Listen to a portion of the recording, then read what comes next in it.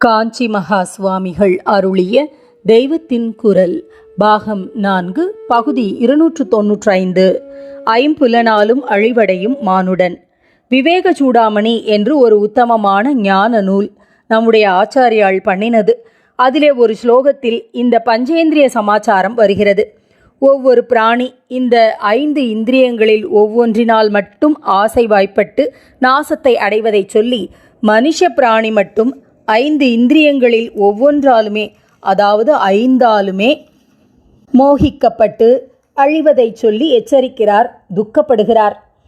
மான் சப்தத்தினால் நாசமடைவது. வேடன் கொம்பு ஊதுவான், அதை கேட்கிற ஆசையால் மான் மயங்கி நிற்கும்போதே பானம் போட்டு அடித்து விடுவான்.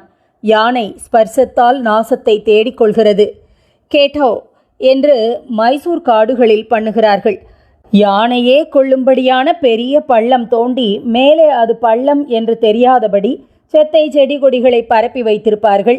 பிடிக்க வேண்டிய ஆண் யானை பள்ளத்துக்கு ஒரு திக்கில் இருக்கிறது என்றால் அதற்கு எதிர் திக்கில் பள்ளத்துக்கு அந்தண்டை ஏற்கனவே பிடித்து பழக்கப்படுத்திய ஒரு பெண் யானையை கட்டி வைத்திருப்பார்கள். அதை ஸ்பரிசித்து ரமிக்க வேண்டும் என்று ஆண் யானைக்கு ஆசை உண்டாகும். அந்த மோகத்தில் அது குறுக்கே இருக்கிற பள்ளத்தை பள்ளமென்றே தெரிந்து கொள்ளாமல் செத்தை செடி கொடியின் மேலாக ஓடும். அவற்றால் இதன் வெயிட்டை தாங்க முடியுமா? அப்படியே ஒடிந்து அதுகள் விழ யானையும் பள்ளத்தில் தொபுக்கடீர் என்று விழுந்துவிடும், பிடித்து விடுவார்கள். ரூபத்தால் நாசமடையும் ஜந்து விட்டில் பூச்சி. தீபத்தின் பளீர் ரூபத்தில் ஆசைப்பட்டுத்தானே வந்து அதில் விழுந்து மடிகிறது. ரசம் என்பதாக வாய்க்கு ஆசை காட்டும் ஆகாரத்தினால் மீன் உயிரை விடுகிறது. தூண்டிலில் உள்ள புழுவை தின்ன ஆசைப்பட்டு சாகிறது. வண்டு கந்தத்தினால் மரணத்தை தேடிக்கொள்கிறது. பெருசு பெருசாக சம்பக பூக்கள் உண்டு.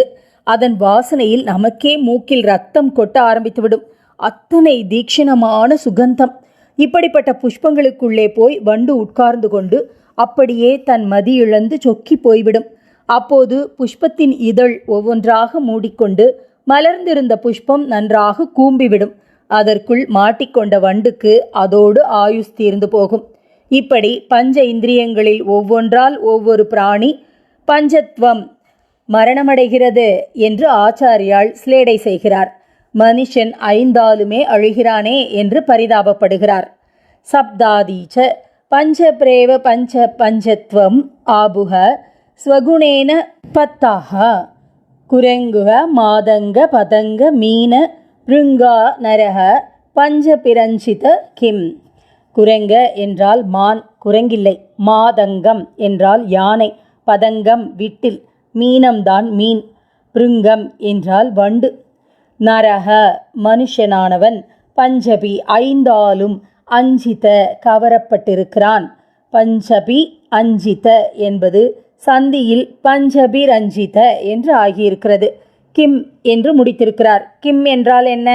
ஐயோ, இப்படி மனுஷ ஜீவனானது பஞ்சேந்திரியத்தாலும் கவர்ந்து இழுக்கப்படுகிறதே, என்ன பண்ணலாம் என்று பரம கருணையோடு கிம் போட்டிருக்கிறார். ஆசை ஆனந்தம் என்று போய் அடியோடு ஏமாந்து நாசமடைவதை பற்றி சொல்லிக் கொண்டிருந்தேன்.